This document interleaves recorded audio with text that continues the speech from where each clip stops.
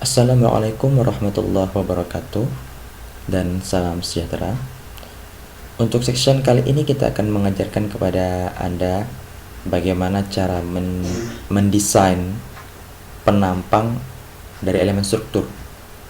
Artinya kita akan mendefinisikan berapa ukuran baloknya, berapa ukuran kolom, berapa tebal plat sesuai dengan yang kita inginkan.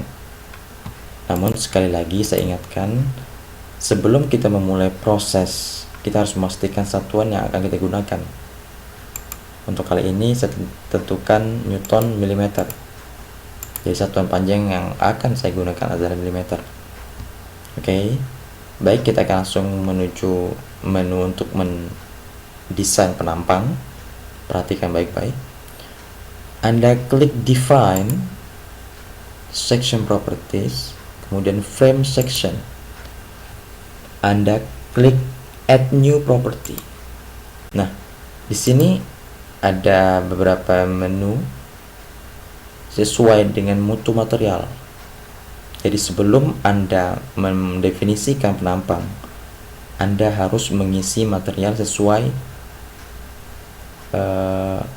material yang Anda inginkan, seperti yang saya jelaskan pada video sebelumnya. Steel, concrete, aluminium, cold frame, dan lain sebagainya. Tapi untuk level pemula ini, saya akan menjelaskan kepada Anda steel dan concrete. Kita akan beri contoh, misalkan concrete terlebih dahulu. Saya akan membuat elemen kolom. Oke, elemen kolom, saya pilih kolom bentuk rectangular. Saya beri nama kolom 1 misalkan. Ini nama terserah sesuai keinginan Anda. Kemudian ingat materialnya. Material ini sesuai dengan definisi material yang kita lakukan sebelumnya. Kemudian kita pilih beton karena ini kita asumsikan merupakan elemen beton. Kemudian depth-nya, yaitu tinggi penampang, ya, kita gunakan kolom yang simetris. Ingat, satuan kita gunakan adalah mm. Kita asumsikan 50 cm atau 500 mm karena kita asumsikan kolom itu simetris, jadi lebar dan tinggi sama. Setelah itu, jadi setelah Anda beri nama, kemudian Anda tentukan material, Anda tentukan nilai tinggi dan lebar penampangnya, Anda ke bagian yang ini, concrete reinforcement. Oke. Kemudian Anda pilih column, ya, column design type. Jadi kita berupa desain, ya, karena yang kita maksudkan untuk elemen kolom, jadi kita pilih kolom.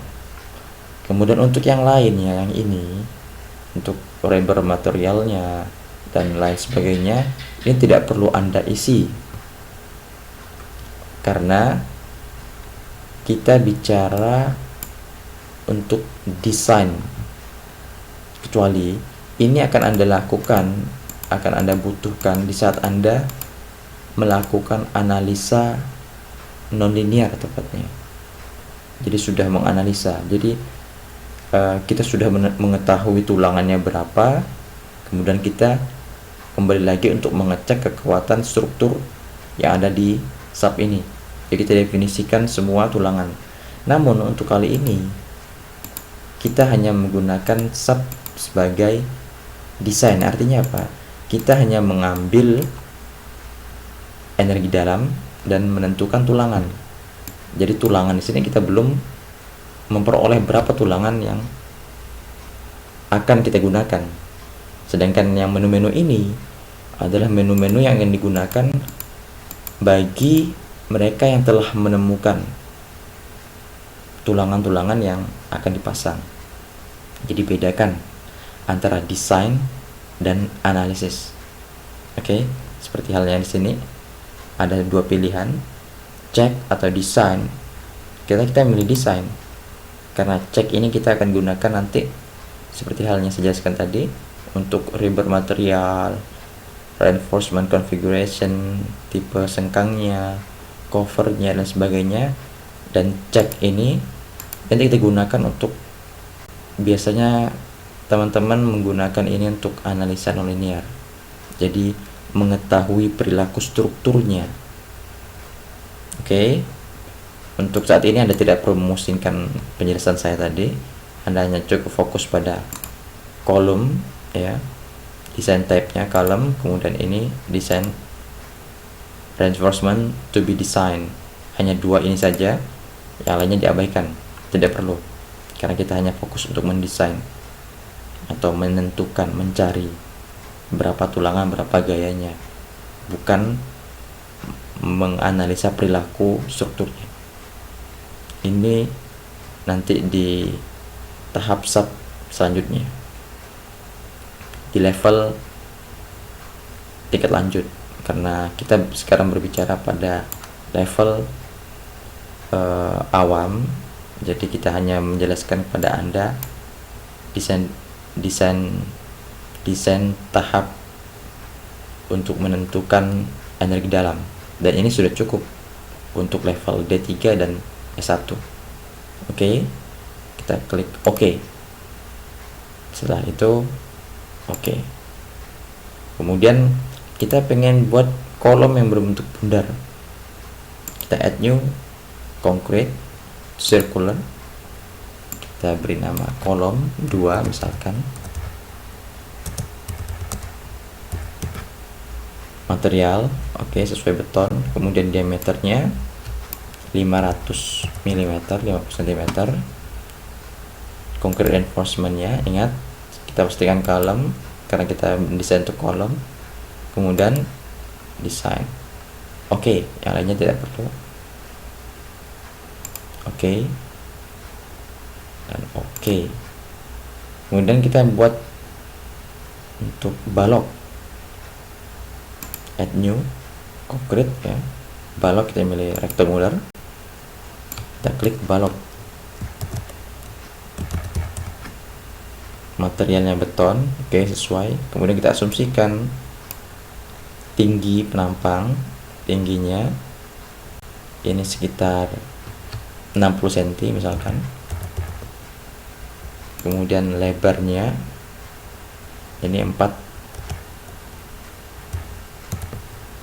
cm atau 400 mili. Perlu Anda ketahui bahwasanya di beberapa literatur menyarankan rasio atau perbandingan dari tinggi dan lebar itu antara 1,5 sampai dengan 2.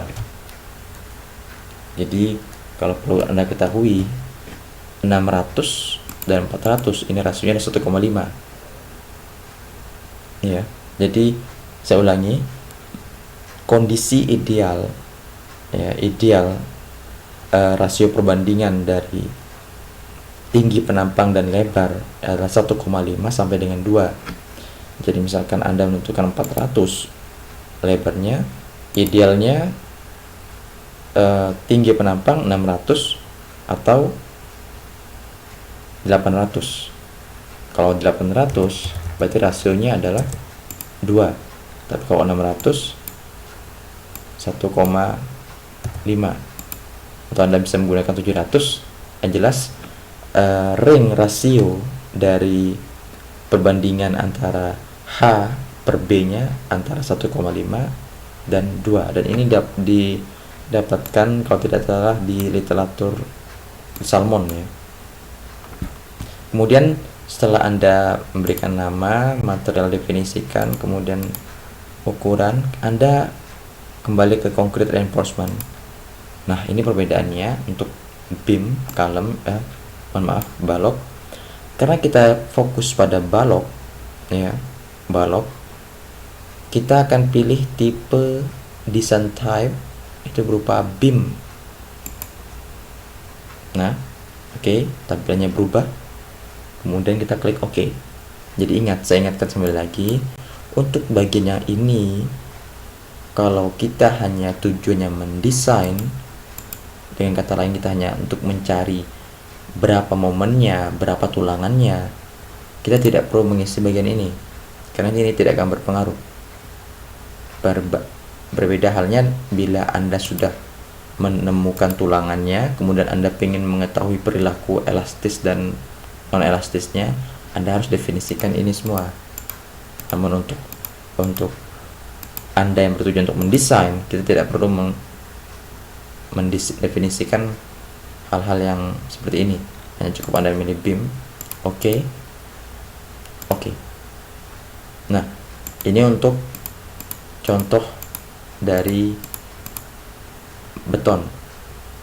Misalkan Anda ingin membuat baja, add new, Anda pilih steel. Nah, di sini sudah berbagai macam bentuk bentuk yang disediakan, bentuk standar yang disediakan berupa wide flank, channel, dan bentuk lain sebagainya. Misalkan kita buat WF ya, kita beri nama kolom, dan kita melihat profil bajanya. Kita lihat materialnya, oke, profil baja sesuai dengan definisi material sebelumnya. Kemudian ini adalah parameter-parameter yang kita dapat pada tabel baja ya. Jadi Anda silakan buka tabel bajanya, Anda tentukan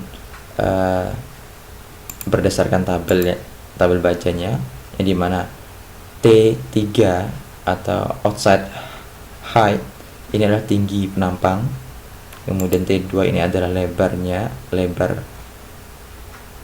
bagian atas ya, kemudian ini adalah tebal sayap flange-nya, bagian atap top, kemudian ini webnya, ketebalan dari web badan penampangnya, kemudian yang ini adalah lebar dari bagian bawah. Nah, pada umumnya untuk PF antara T2 dan T2B ini lebih cenderung sama. Kemudian tebal flanks pada bagian bawah, dan ini juga sama.